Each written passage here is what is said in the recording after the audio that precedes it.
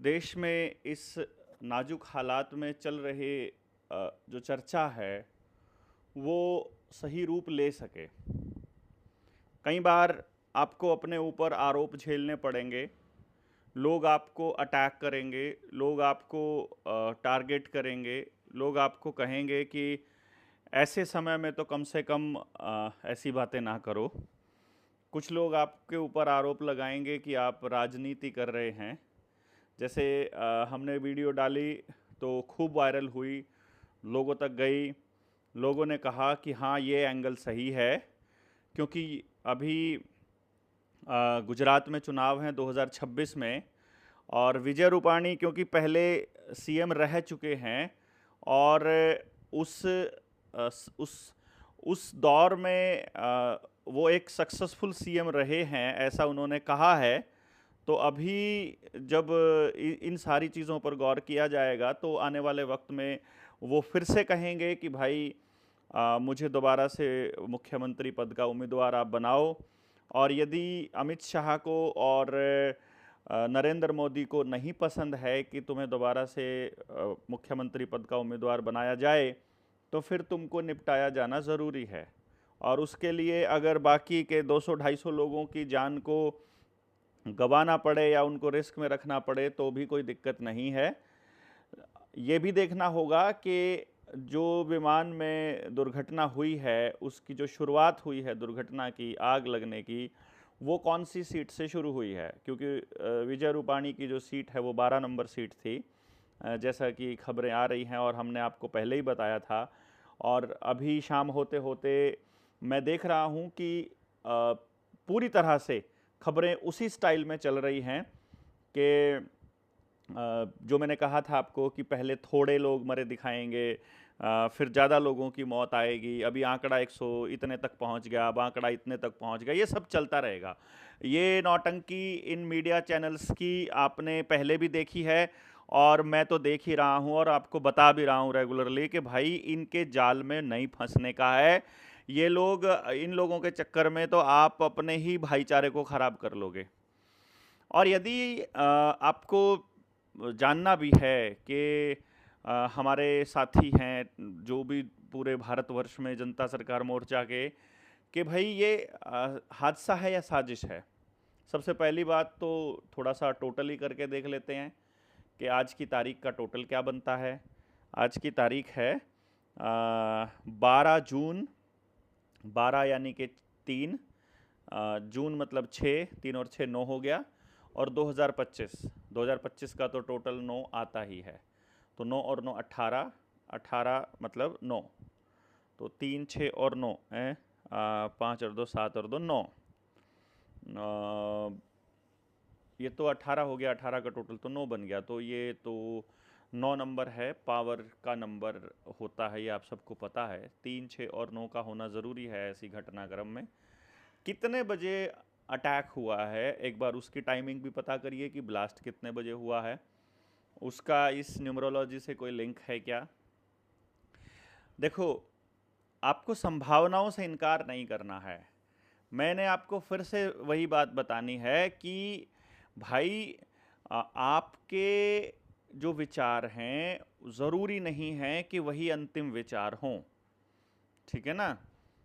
जो टोटल है 1:38 पर बता रहे हैं साथी कि हादसा हुआ है, तो 1:38 में भी 6 3 या 9 आता है क्या? 1 और 3 4 और 8 12, टोटल 3 आता है। तो वही जैसे मैंने आपको पहले भी बताया है कि नरेंद्र मोदी की माता जी का देहांत भी 3 मार्च को 3:33 पर 33 सेकेंड ऐसे कुछ हुआ था, उन्होंने अंतिम सांस ली थी, वो भी मैंने आपको बताया था। अब आप इस चीज़ को देखिएगा कि रूपाणी साहब वहाँ पर थे ही, और मैंने जो आपको ट्रेनिंग्स में बताया था कि कई बार जो आदमी इनको खटकता है उसको निपटाने के लिए ये पूरी की पूरी बिल्डिंग को उड़ा सकते हैं। जैसे कि जो 9/11 का जो क्रैश था अमेरिका के अंदर, हो सकता है कि वो किसी खास व्यक्ति को टारगेट करने के लिए हो सकता है कि वो फॉल्स फ्लैग हो, ठीक है। फॉल्स फ्लैग में क्या होता है कि बात कुछ और होती है और उस घटनाक्रम को दूसरी तरफ लेके जाया जाता है और लोग मतलब ध्यान आपका उधर भटका दिया जाए और उसके बाद कोई और चीज़ को, किसी और घटनाक्रम को अंजाम दे दिया जाए। तो ऐसी संभावनाएं कितनी हैं ये देखिएगा। बस आपको ये देखना होगा कि इसके बाद क्या क्या नई डेवलपमेंट अहमदाबाद में होने वाली है। मतलब वहाँ के रिहायशी इलाके के लोगों के लिए कोई नया कानून बनने वाला है, कोई नई बिल्डिंग गिराए जानी है, किसी कोई और हादसा होना। और हाँ, एक और बात बता दूं, जो मेडिकल कॉलेज था वहाँ, जो मेंटल हेल्थ का मेडिकल कॉलेज था, वहाँ के भी बच्चों की मौत की खबरें आ रही हैं कि वो भी इस प्लेन क्रैश में हादसे का शिकार हो गए हैं। उनकी आत्मा की शांति के लिए भी हम लोग अरदास करेंगे। और आप सब लोगों को ये बात पता होनी ही चाहिए कि कभी भी जहाँ पर सरकार का कोई गेम प्लान चल रहा होता है, ऐसे ही हादसों में, जैसे पुलवामा में हुआ था, जैसे पहलगाम में हुआ था, और बिहार रेजिमेंट की टुकड़ी के साथ हुआ था, और अब ये हुआ है, तो इनमें इनकी डेट्स को, इनके टाइमिंग को, मतलब टाइम के साथ साथ इनकी टाइमिंग को भी बड़ा गौर से आपको देखना पड़ेगा। और वो तस्वीर पे बिल्कुल यकीन नहीं करना है जो तस्वीर आपको मीडिया दिखाने की कोशिश कर रही है। मीडिया में जो पैनिक है, मीडिया में जो, और एक और कमाल की बात यह है कि ये सब हो रहा है जब अमित शाह की मीटिंग हुई है जो सोशल मीडिया के इन्फ्लुएंसर्स हैं उनसे एक दिन पहले। मतलब उसमें ये सारा का सारा हो रहा है। तो कितनी सच्चाई हो सकती है, कितना इसमें प्रोपेगेंडा है, कितनी इसमें साजिश है, ये तो आपको कमेंट करके बताना पड़ेगा। और हाँ, जो लोग इसके अल्टरनेट कुछ कह रहे हैं, जैसे कि इस टाइम पर राजनीति मत करो, सरकार के खिलाफ बोल रहा है, इसको जेल डालो, या इस टाइप की, या इसकी आईडी को ब्लॉक करो, या इसकी आईडी को रिपोर्ट करो, इस टाइप की जो भी बातें हैं, हाँ बिल्कुल सही बात है नदीम भाई कि वो कह रहे हैं कि 8,000 घंटे का एक्सपीरियंस जिस पायलट को हो, और जिस को पायलट को भी 1100 घंटों का एक्सपीरियंस हो। मैंने पिछले वीडियो में पायलट के लिए 1100 बोल दिया था, उसके लिए मैं करेक्शन कर रहा हूँ कि इतना सारा एक्सपीरियंस होने के बाद प्लेन क्रैश ऐसा नहीं, बल्कि प्रॉपर टेक ऑफ ही नहीं हुआ है, तो ये गलती नहीं हो सकती। या तो ऐसा हो सकता है कि ये आपके सामने तस्वीर पेश करें कि जो पायलट था उसको हार्ट अटैक आ गया, या फिर ये ऐसा हो सकता है कि फिर भाई को पायलट तो साथ साथ में, तो ये हार्ट अटैक वाली तो थ्योरी नहीं चलेगी इनकी। या फिर इन्होंने पहले से ही अरेंजमेंट करके रखा हो कि टेक ऑफ करेगा और इस टाइम पे उड़ाना हो, ये भी हो सकता है। मैं आपको ये भी बता रहा हूँ, चांसेस ये हैं कि पायलट को ब्लैकमेल किया गया हो और उसको वो ये प्लान करके उसने ये सब मतलब इस घटना को अंजाम दिया हो कि उसे अपनी जान गंवानी पड़े अगर उसका परिवार बचता हो तो।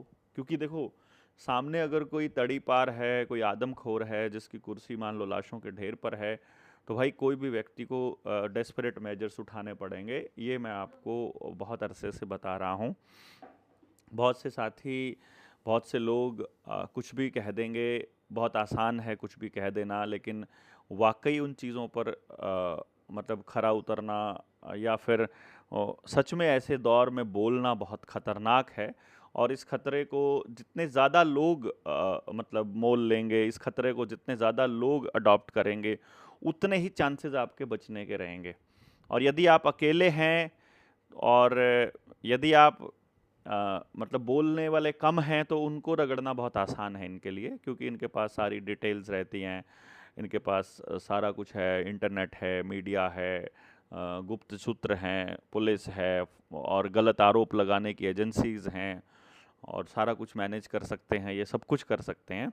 एक बार आदमी की क्रेडिबिलिटी को ख़त्म कर दो, उसके बाद ये कुछ भी कर सकते हैं। तो आप सब लोगों को इन बातों का ध्यान रखना है कि भाई इस जाल में नहीं फंसना है। अपनी जो जनता सरकार मोर्चा की अगली जो ट्रेनिंग होनी है वो फफड़ाना में होगी या कैथल में, हम आपको बता देंगे। इसके लिए आपको करण से संपर्क करने के लिए मैंने बोला था, और करण का नंबर था 99919। वो हमारे पास सेव था। मैं आपको दोबारा से बता देता हूँ। 99919। इसको आप लिख लीजिएगा, सेव कर लीजिएगा अपने पास में। 11784, 99919 11784। इस नंबर पर मैसेज करके आप व्हाट्सएप करके अपना नाम दे दीजिएगा कि आपको ट्रेनिंग में आना है। देखिए साथियों, हाँ, लड़ाई बहुत बड़ी है। बिना एक दूसरे को समझे, बिना एक दूसरे को जाने, एक दूसरे के साथ कॉपरेशन किए, बिना एक दूसरे के साथ समय बिताए, हमें एक दूसरे के टैलेंट का, एक दूसरे की काबिलियत का, एक दूसरे की कमियों का नहीं पता चलेगा। और इसीलिए हम लोगों को लगातार मतलब एक दूसरे के संपर्क में रहना पड़ेगा। और ये कार्यक्रम इसलिए किए जाते हैं और एक दूसरे के सहयोग से ही किए जाते हैं। बाकी इस यात्रा में आने वाले वक्त में हम लोग, जो मैंने आपको बताया था कि 8 जुलाई को हम लोग अपनी किताब की लॉन्चिंग करें या प्री लॉन्चिंग करें, ये भी देखने वाली बात रहेगी। तो 8 जुलाई को भी आप तैयारी कर सकते हैं मेरे गांव फफड़ाना आने की। और उसके बाद जो ये ट्रेनिंग चली रही हैं, एजुकेशन की ट्रेनिंग भी हमको करनी है। गर्मी का मौसम भी है काफ़ी, और मैं देख रहा हूँ कि अरेंजमेंट्स करने में दिक्कत है। मेरे गांव में भी मैं कार्यक्रम को मैं जारी रखे हुए हूँ। तो गर्मी को ध्यान में रखते हुए हम इस कार्यक्रम को आगे सरकाएंगे या कैसे करेंगे, वो देखने वाली बात रहेगी। लेकिन 30 नवंबर को हम लोग प्लान कर रहे हैं सविनय अवज्ञा आंदोलन की शुरुआत करने की, जिसमें हम लोग जानबूझकर सरकार के बनाए कायदे कानूनों को तोड़ेंगे। सबसे पहला जो कायदा टूटेगा वो ये टूटेगा कि उन्होंने दिल्ली में एंट्री बैन की हुई है डीजल और पेट्रोल की गाड़ियों की। तो हम लोग डीजल और पेट्रोल की गाड़ी लेकर के दिल्ली जाएंगे। देखते हैं कि ये हमको कब तक रोकते हैं। और बाकी सब लोगों को भी, क्योंकि 1 नवंबर से बंद कर रहे हैं ना ये, तो हम 30 नवंबर को ये करेंगे। और हमें अपने स्वराज की घोषणा करनी पड़ेगी। ये आप सब लोगों को इस घोषणा में सामने आगे आना ही होगा। तब तक हम लोग सारी के सारी जितनी यूनियंस हैं, किसान यूनियन है, खाप पंचायतें हैं, दूसरी चीज़ें हैं, उनसे बात करेंगे। और अब की बार हम लोग लीडरशिप किसी और संगठन को नहीं देने वाले हैं। और ये जो लीडरशिप है अब की बार जो इस आंदोलन की, वो जनता सरकार मोर्चा ही रखेगा। तो हम तब तक कुछ नाम आपके सामने वीडियोस बना देंगे कि यदि हम गिरफ्तार होते हैं या हमें हाउस अरेस्ट किया जाता है या नज़रबंद किया जाता है तो कौन उस आंदोलन को संभालेगा, किसकी बात आपको ऑथेंटिक रखनी है।